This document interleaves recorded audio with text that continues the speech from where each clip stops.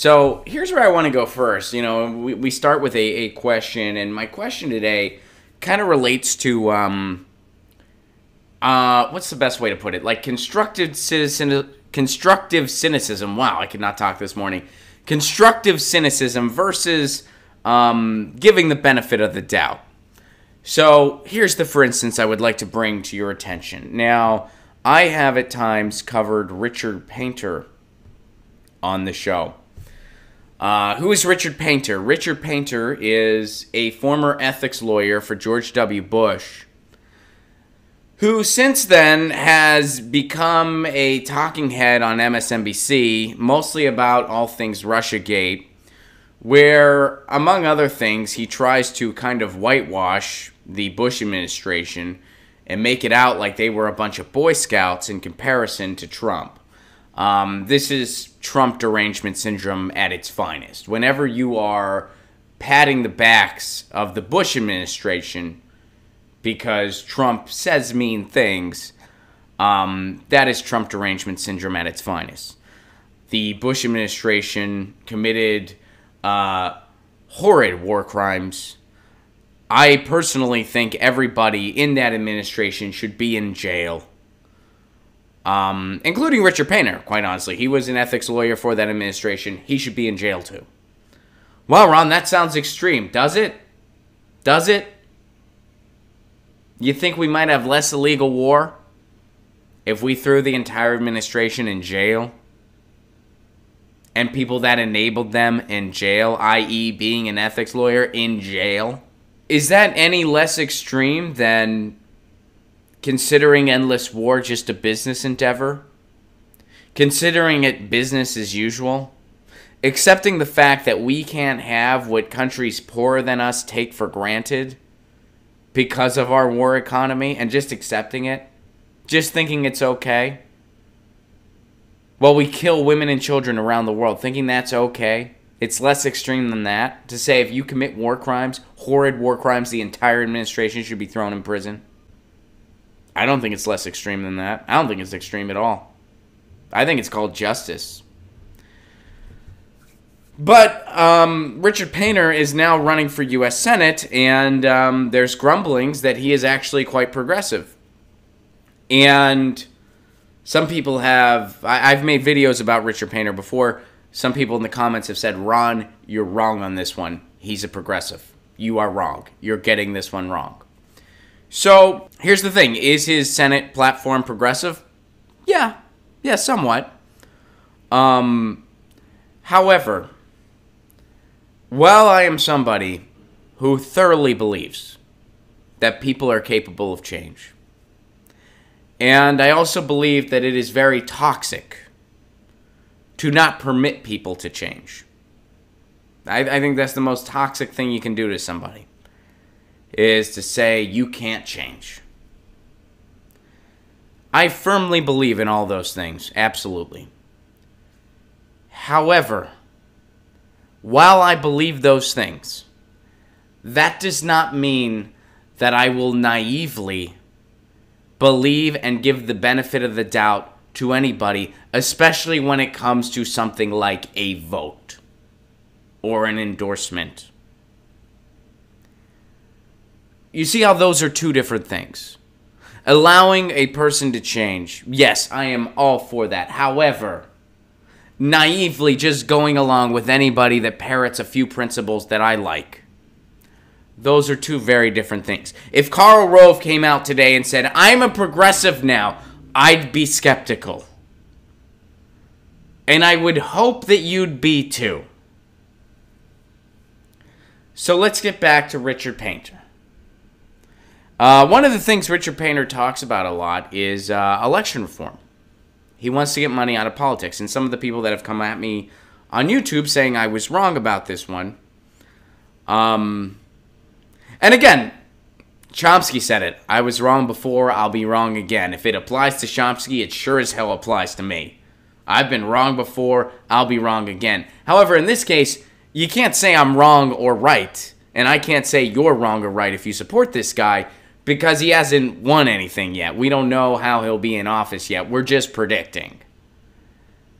And my prediction is a little more cautious. So Richard Painter's big thing, he talks about money in politics. Some of the people that have disagreed with me about him on YouTube have said, Ron, he wants to get all money out of politics. Well, let's go to his website and see if that's true. This is his website. This is Richard Painter for U.S. citizens. This is for U.S. Senate. Citizens, not CEOs, taking money out of politics. Okay, money out of politics is a rot that is growing. I agree. The disastrous Citizens United decision gave free rein to corporations and lobbyists to buy influence with politicians. Common sense solutions to most pressing issues, blah, blah, blah. Okay, that's true. Fair enough. We did have dark money in politics before Citizens United, though. Citizens United just put it on steroids. But overturning Citizens United, which I am for, however, overturning it just gets us back to where we were in the early aughts. It does not take all money out of politics, all dark money and PAC money out of politics. In the Senate, Richard would take the following steps to eliminate the insidious influence of money in politics. He wouldn't eliminate money in politics. He would eliminate the insidious influence.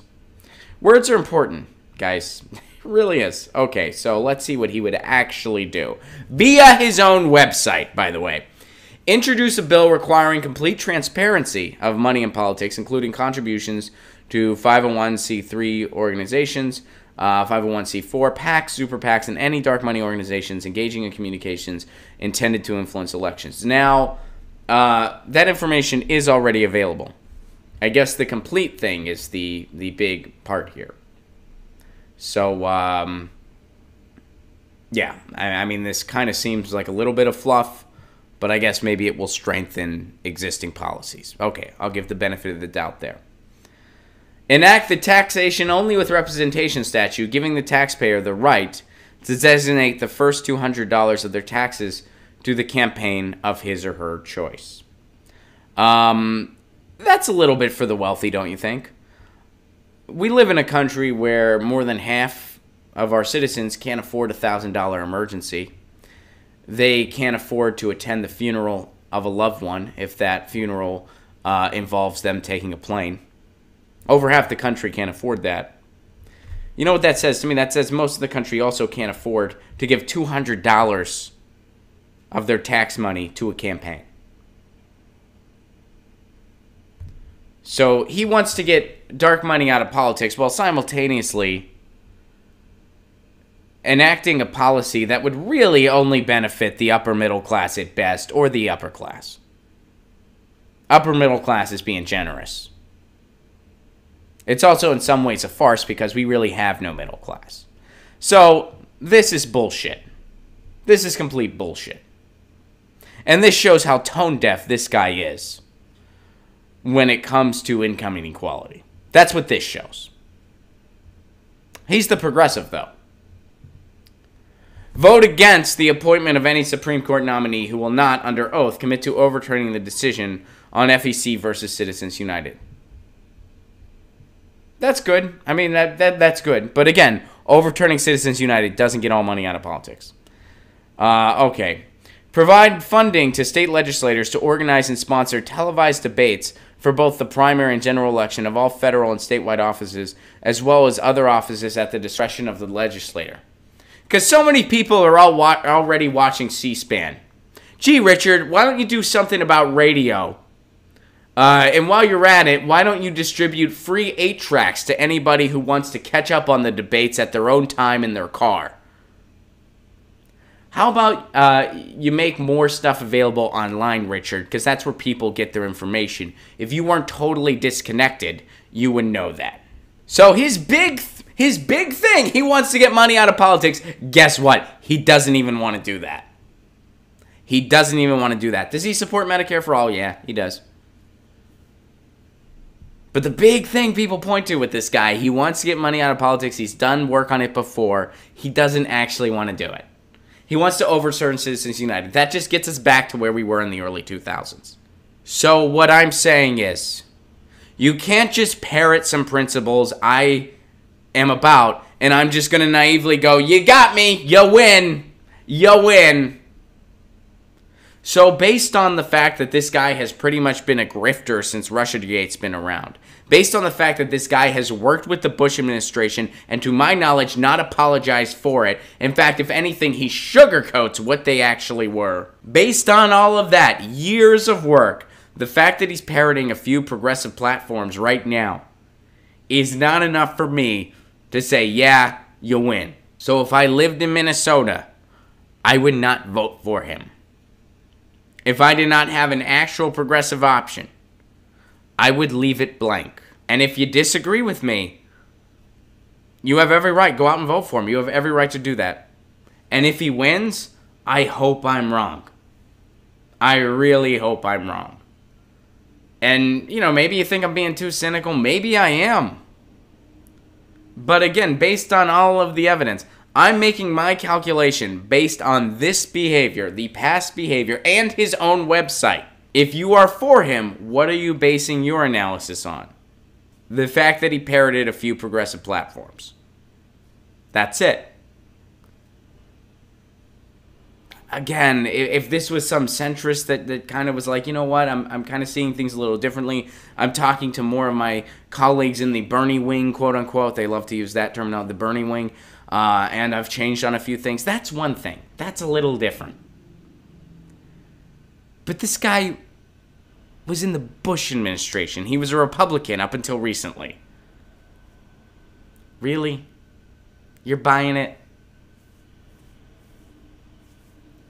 If you're in Minnesota and you're totally sold on this guy, if he wins, I really hope you're right and I'm wrong.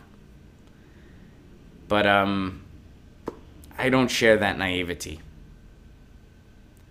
And if you're totally convinced by Richard Painter, and you're in Minnesota, be careful if anybody ever offers you some oceanfront property in Minnesota.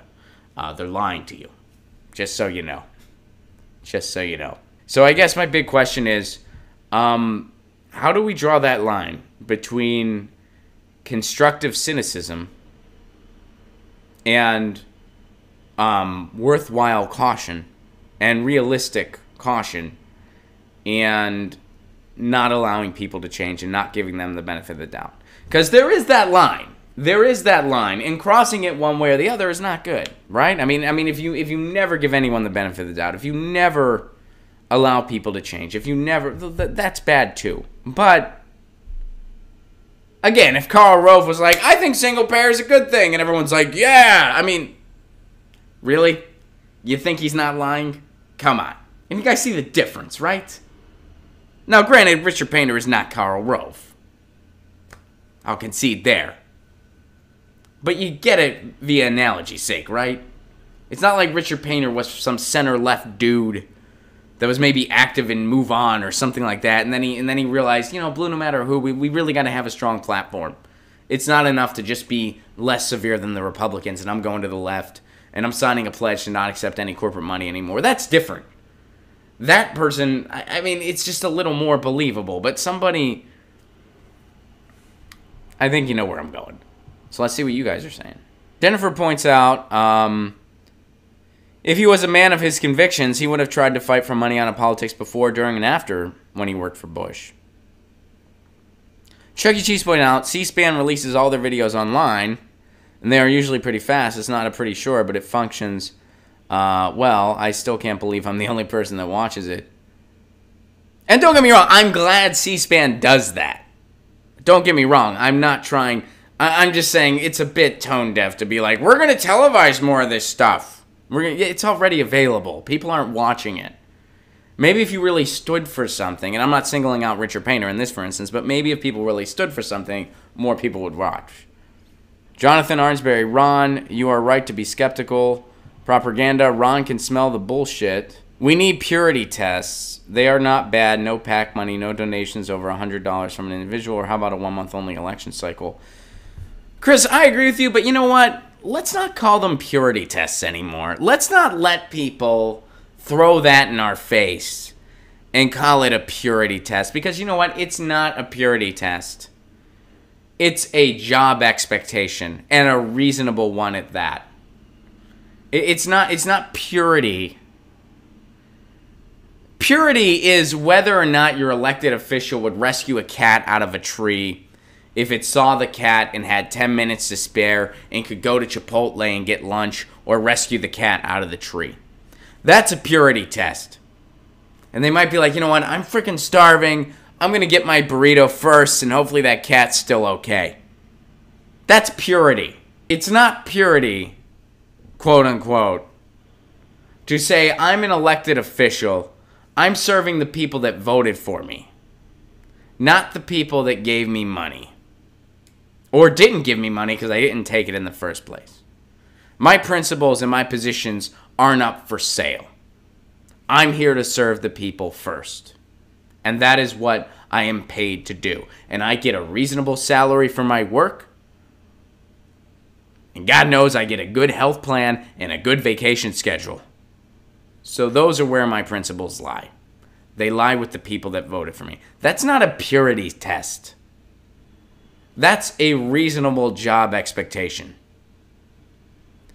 And if people, I mean, we wouldn't tolerate it in any other industry. We wouldn't tolerate it if a server served you a cup of coffee with spit in the coffee because somebody gave them $30 to do it.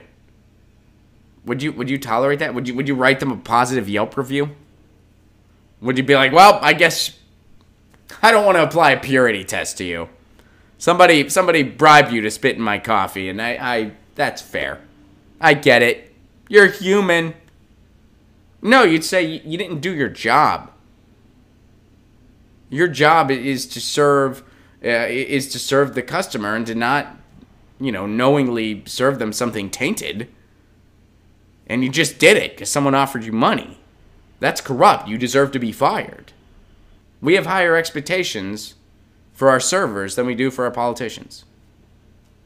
And I'm not bashing servers. That is a difficult job. My girlfriend is a server. A lot of my friends are in the service industry. That is the hardest job in the world. I could not do it for a day.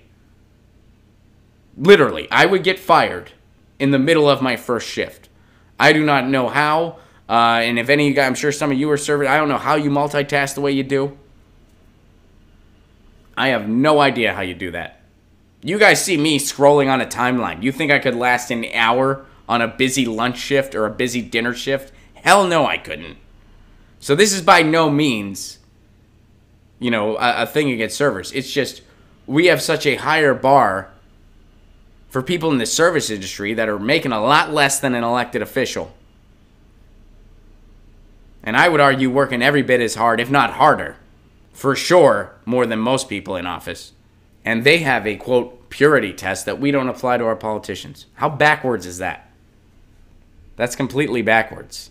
Balthazar, I'm not voting for Jared Polis for Colorado governor or Diane Mish Bush for Colorado 3 because Jared voted for Bush tax cut extension while being worth $400 million and Bush touts Ken Salazar endorsement, mealy mouth. All right. So yeah, and I don't know if any of you are in Minnesota. And again, I'm not trying. If you're convinced by Richard Painter, you have the right to make that judgment call. All I'm saying is proceed with a lot of caution. And if you're asking me my take on it, I'm not convinced. I would not vote for him. I know their primary state. I would not cast a vote for Richard Painter in this entire election cycle. I just don't have that kind of,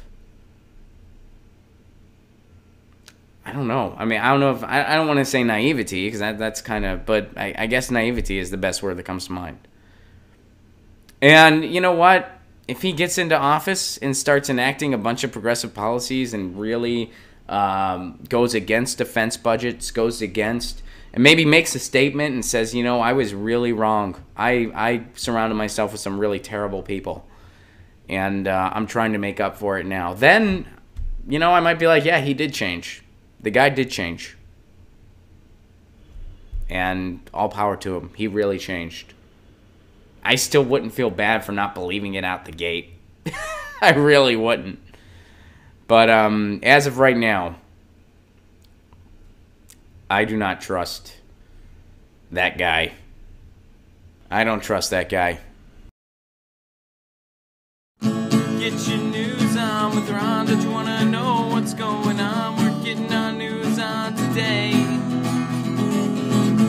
Get your news on with Ron. Don't you wanna know what's going on? We're getting our news on today.